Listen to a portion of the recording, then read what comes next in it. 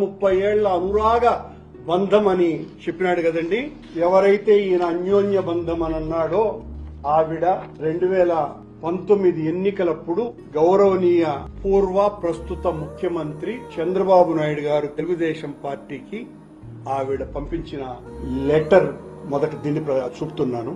ఇదిగో Telugu Desam party attestation. అలాగే నారా లోకేష్ గారికి కూడా పంపించింది దాని అటెస్టేషన్. అలాగే ఆవిడ పవనానంద స్వామికి కూడా పంపించింది దానికి సంబంధించినటువంటిది ఇన్ఫర్మేషన్.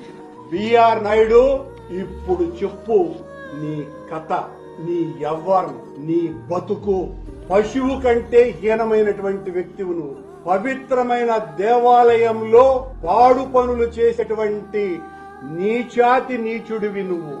అసలు ముఖ్యమంత్రి అయిన చంద్రబాబు నాయుడు గారికే ఈ ఉత్తరం ఒక బ్రాహ్మణ తల్లి, భర్తను కోల్పోయిన వైదిక బ్రాహ్మణ తల్లి ఇంత ఆర్తనాదం చంద్రబాబు గారికి రాస్తే కూడా పట్టించుకోలేదు అంటే చంద్రబాబు నాయుడు గారు ఉద్దేశపూర్వకంగా ఇలాంటి నీచుణ్ణే టీటీడీలో ఉంచాలా అనేటువంటి అనుమానం ఎవరికైనా రాదా అండి?